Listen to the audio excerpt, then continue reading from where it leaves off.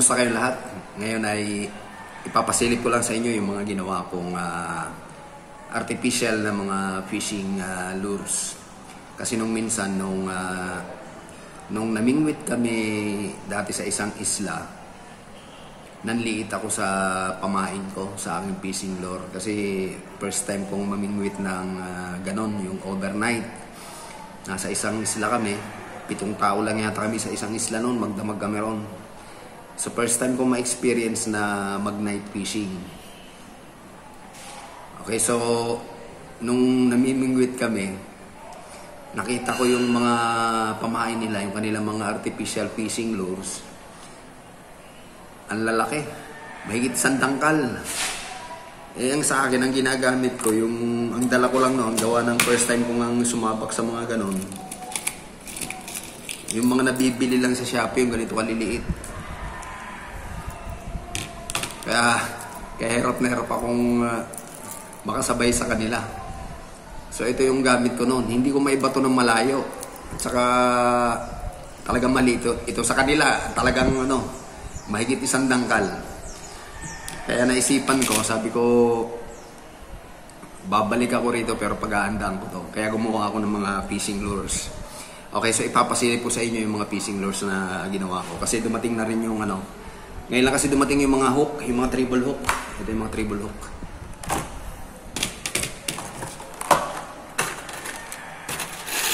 Umorder ako sa Shopee ng mga treble hook na ganito. May mga ginawa akong sima, kaya lang medyo maselan ng paggawa ng treble hook. Yung mga single na sima, marami ako ginawa. Kayang-kaya. Ayan, sa stainless. Kaya lang itong mga ganito, medyo mahirap, matrabaho. At saka yung mga ring, yung pangkabit dito. Kaya ngayon ko lang naisipang mag-video na ito. Okay, so gaya na sabi ko, yung mga fishing lure na dati kong ginagamit, ganito kaliliit. Yan. Ganito kaliit ang kanyang treble hook. Ito ngayon yung bago kong order. Kasi ganito kalalaki ang ginagamit dun sa isla na pinamingwitan namin. Kaya sabi ko, babalik ako at paghahandaan ko. Gagawa ako ng mga ganitong fishing lures, mga artificial fishing lures. So nagawa ako ng sarili kong version. Bali, ito ang ginawa ko. Sample pa lang ito. Ito yung dati kong ginagamit.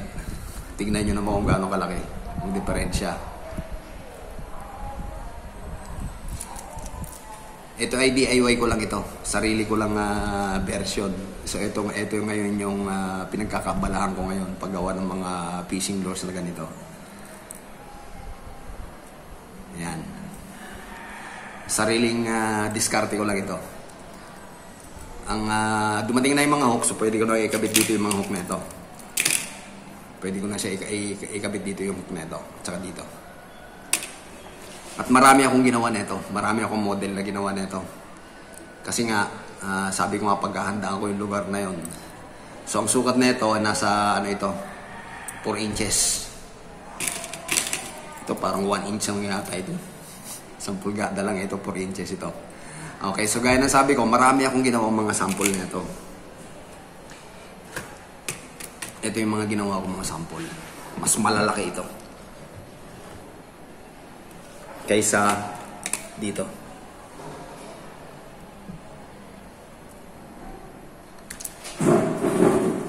Mas malalaki itong nandito sa aking ginagawa. Okay, DIY lang ito lahat. Sarili ko lang design, sarili kong itsura. Sarili kong gawa yung mga itsura dito. So ayan yung mga gawa ko, mga artificial fishing lures. So ito yan. Sari-sari din ang design nito.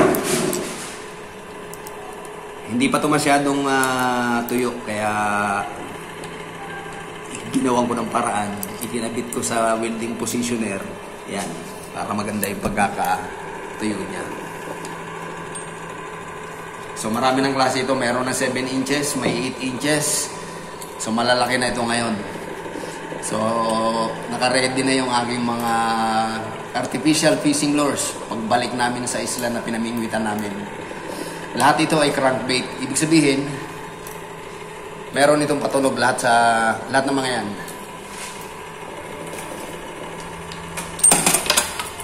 Lahat yan tumutunog. Crankbeat lahat yan.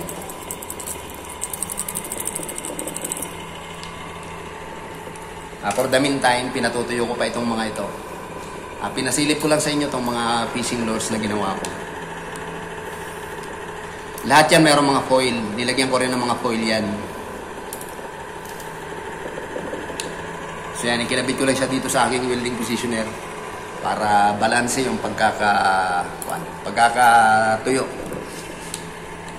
I mean yung balanse yung pagkaka-distribute ng epoxy resin, kasi nilagyan ko pa ito ng epoxy resin. Ginawan ko lang ng paraan na may position ng ganyan itong mga ito. Kasi mahirap pagka nakabitin lang ang ating epoxy resin, ang ating fishing lures kapag in-applyan natin ng epoxy resin, pagka hindi nag-move ang ating object o ang ating fishing lures, magko-concentrate sa isang lugar. Kaya magkakaroon ng mga bukol-bukol. So ito, hindi siya makukuhan. Hindi siya magkakaroon ng stagnant na lugar yung ating epoxy resin.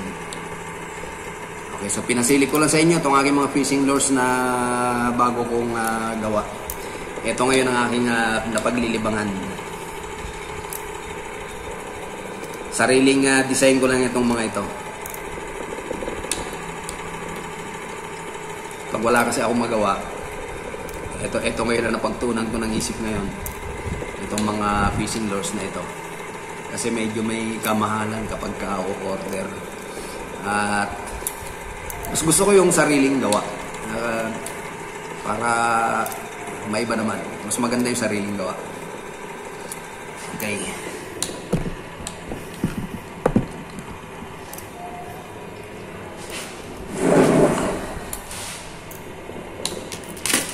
Okay, so hanggang dito na lamang muna uli. Pinasilip ko lang sa inyo yung aking mga fishing lures na mga bagong gawa. At abangan nyo pa yung gagawin kong mga ibang klaseng fishing lures. Ipapakita ko kung paano ko ito ginawa lahat para yung mga baguhan makakagawa rin kayo ng ganito. Wala ako masyadong ginamit ng mga tools dito kasi nga welder ako. Wala ako rito mga sari-saring gamit sa mga sa woodworking. Grinder lang ang ginamit ko rito at saka kikil, liha, yun lang. Makakabuo na ng ganito. Okay, so gaya ng sabi ko, kadadating lang ng aking mga treble hook. Pwede ko na siyang ikabit dito. At saka dito. Pati yung mga nando doon.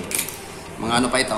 Mga siguro mamayang hapon tuyo na ito at may pa-finalize ko na siya at ready na uli for fishing sa mga susunod na linggo o buwan.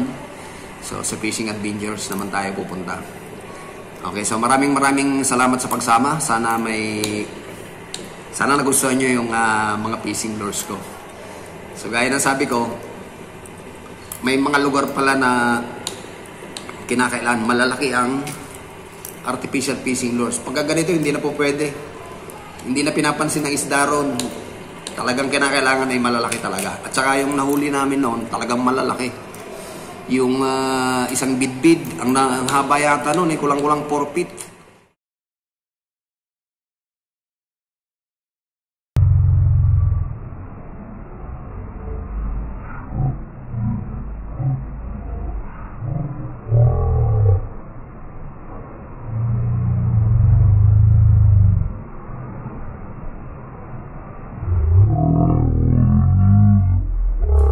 Maski yung buong braso ko, itong kamao ko, maski isuot sa kanyang bunganga, pasok na pasok eh. Kaya yung mga ganitong mga pamain, sisiw lang ito. Pag ito sinakmal ng isda, pag ito kinagat, kasi nga ang lalaki ng bunganga ng mga yon, bali wala pa yung ganitong mga ganitong fishing lures. Ito ay 4 inches.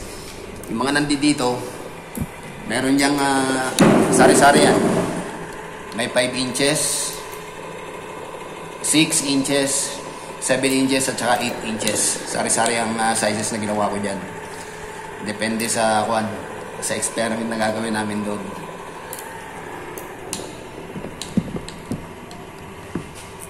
Okay, so hanggang dito na lamang muna uli. Maraming salamat sa pagsama. Sana may nagustuhan kayo sa aking mga fishing lures. Ano lang ito, normal lang na kahoy ito. Dinampot ko lang sa tabi-tabi. Kasi ginawa ko ng ganito. Makakabuo na. Konting ano lang, creativeness lang ang kinakailangan. Makakabuo kayo ng ganito mga fishing lures.